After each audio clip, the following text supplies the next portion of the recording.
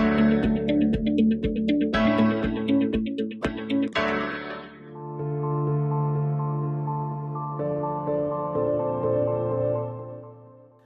students, welcome to the session of Social Science. We are studying forest and wildlife resources. हमने अपने previous session में एक system को समझा जहां पर हमने देखा कि सभी चीजें आपस में कहीं ना कहीं इंटरकनेक्टेड हैं और उसी सिस्टम को हमने कहा बायोडाइवर्सिटी। और इसी बायोडाइवर्सिटी को बचाने के लिए हमने लिए थे कुछ कंजर्वेटिव मेजर, जहां हमने देखा कि जो हमारी शुरुआती अप्रोच थी वो नैरो स्कोप के साथ आनी है, यानी लिमिटेड स्कोप के साथ आती है। फिर जैसे जैसे इस टॉपिक पे हमारी समझ बढ़ती गई, हमारा स्कोप भी वाइडर होता चला गया, जिसमें हमने बहुत सारी स्पीशीज को इंक्लूड किया। पर वहीं पर आपने एक क्वेश्चन भी पूछा, वो ये कि क्या कंजर्वेशन में सिर्फ हम वाइल्ड लाइफ पर ही फोकस करेंगे, व्हाट अबाउट फॉरेस्ट? तो घबराइए मत, हमारा फोकस सब तरफ है, इसमें फॉरेस्ट के ऊपर भी हम बात करेंगे। And that is why in today's session we will be discussing about types and distribution of forest. So let's start our session with a very interesting question.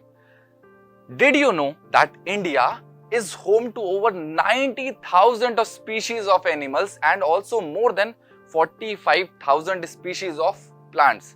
अगर ये बात आपको पता थी तो बहुत अच्छी बात है, नहीं पता तो ये गर्व करने वाली बात है कि हम एक ऐसे देश में रहते हैं जहां पर डाइवर्सिटी अलग अलग एस्पेक्ट्स में नजर आती है। इंडिया दुनिया की टॉप रिच और डाइवर्स कंट्रीज में से एक है। और ये बात सिर्फ यहाँ नहीं रुकती, बल्कि इंडिया में अभी भी बहुत सारी स्पीशीज ऐसी हैं जिन्हें डिस्कवर करना अभी बाकी है। तो ऐसे में यहाँ पर सबसे इंपॉर्टेंट रोल प्ले करते हैं हमारे फॉरेस्ट, जो कि प्राइमरी रोल प्ले करते हैं। तो चलिए आज फॉरेस्ट के बारे में डिटेल में बात करते हैं। सबसे पहले अगर हम फॉरेस्ट के बारे में इंडिया में बात करें तो इंडिया इतनी वास्ट कंट्री है कि यहाँ पर वाइल्ड लाइफ और फॉरेस्ट रिसोर्सेज को कंट्रोल करना, मैनेज करना या रेगुलेट करना आसान काम नहीं है। और इसीलिए आप देखेंगे कि इंडिया में मोस्ट ऑफ द फॉरेस्ट और वाइल्ड लाइफ रिसोर्सेज को मैनेज या फिर हम कहें ओन किया जाता है बाय द गवर्नमेंट। और जैसे गवर्नमेंट अपने हर काम के लिए एक डिपार्टमेंट बनाती है, ठीक ऐसे ही यहाँ पर भी एक डिपार्टमेंट आपको नजर आता है, वो है फॉरेस्ट डिपार्टमेंट, जो इन सब चीजों को मैनेज करता है। इसके अलावा कुछ और छोटे छोटे डिपार्टमेंट भी होते हैं जो फॉरेस्ट डिपार्टमेंट की इस सब काम में मदद करते हैं। तो चलिए फॉरेस्ट को थोड़ा डिटेल में समझने के लिए इसके क्लासिफिकेशन को देखते हैं। जी हाँ, हमने फॉरेस्ट को 3 कैटेगरीज में क्लासिफाई किया है, जिसमें नंबर 1 पर आता है रिजर्व फॉरेस्ट, दूसरे नंबर पर आता है प्रोटेक्टेड फॉरेस्ट और तीसरे नंबर पे आता है अनक्लास्ड फॉरेस्ट। अब फॉरेस्ट की समझ को बेहतर करना है तो इन्हें भी डिटेल में एक एक करके समझ लेते हैं। तो सबसे पहले हम बात करेंगे रिजर्व फॉरेस्ट की। तो इंडिया में जितना भी फॉरेस्ट कवर आपको देखने को मिलता है, उसमें से मोर देन 50% फॉरेस्ट कवर हमारे रिजर्व्ड फॉरेस्ट के अंडर में आता है। और इस लिहाज से ये बहुत ही ज्यादा वैल्यूएबल कंसीडर किया जाता है for forest and wild life conservation. और इसी वजह से ये हाईली प्रोटेक्टेड होते हैं। और हाईली प्रोटेक्शन की वजह से आपको यहाँ पर किसी भी तरीके की हंटिंग, पोचिंग या डिफॉरेस्टेशन जैसी एक्टिविटीज देखने को नहीं मिलती, क्योंकि यहाँ पर रूल्स एंड रेगुलेशंस बहुत ही ज्यादा स्ट्रिक्ट रखे जाते हैं, जिसकी वजह से इन फॉरेस्ट को बचाया जा सके और रिजर्व्ड रखा जाता है। इसके बाद हम चलते हैं नेक्स्ट कैटेगरी की तरफ, जिसका नाम है प्रोटेक्टेड फॉरेस्ट। तो जितना भी फॉरेस्ट कवर हमारा बचा, उसमें 1/3 के आसपास का जो फॉरेस्ट है वो प्रोटेक्टेड फॉरेस्ट के अंडर में आता है। अब कौन सा फॉरेस्ट प्रोटेक्टेड बनेगा, इसे डिक्लेयर किया जाता है फॉरेस्ट डिपार्टमेंट के द्वारा, और इसीलिए फॉरेस्ट डिपार्टमेंट ही इसे मैनेज भी करता है। अब यहाँ पर हम देखते हैं कि जो फॉरेस्ट है उसे फर्दर डिप्लीट होने से बचाने के लिए इन्हें लीगली प्रोटेक्शन दी जाती है। साथ ही साथ हम देखते हैं कि ये जो फॉरेस्ट है, इनके आसपास कुछ गांव होते हैं, कुछ कस्बे होते हैं, जहाँ के लोगों की लाइवलीहुड इन फॉरेस्ट पर डिपेंड करती है। और इसी वजह से उन लोगों की यानी ह्यूमन एक्टिविटी यहाँ पर अलाउ की जाती है और कुछ रूल्स एंड रेगुलेशंस उन्हें मानने होते हैं। अदरवाइज उनकी एंट्री भी यहाँ पर नहीं की जाती, ताकि हम इन फॉरेस्ट को प्रोटेक्ट कर पाए। इसके बाद आते हैं 3rd नंबर पर, जिसका नाम है अनक्लास्ड फॉरेस्ट। अब इसमें कौन से फॉरेस्ट आते हैं? तो जितने भी आपके फॉरेस्ट हैं जो कि रिजर्व्ड नहीं है और प्रोटेक्टेड नहीं है, उसे हम कहते हैं अनक्लास्ड फॉरेस्ट, और इसमें वेस्टलैंड भी इंक्लूड होता है। अब आपने देखा था कि जो पीछे के फॉरेस्ट हैं उन्हें कहीं ना कहीं मैनेज और ओन किया जाता है बाय गवर्नमेंट, बट यहाँ पर आपको वैरायटी देखने को मिलेगी। यहाँ पर जो ओनरशिप है वो अलग अलग हाथों में बटी होती है। जैसे अगर वो लैंड का जो पैच है वो गवर्नमेंट के अंडर में है तो इसे गवर्नमेंट ओन करेगी। इसके अलावा ये प्राइवेट इंडिविजुअल के हाथों में भी हो सकता है या फिर लोकल कम्युनिटीज के भी हाथों में हो सकता है।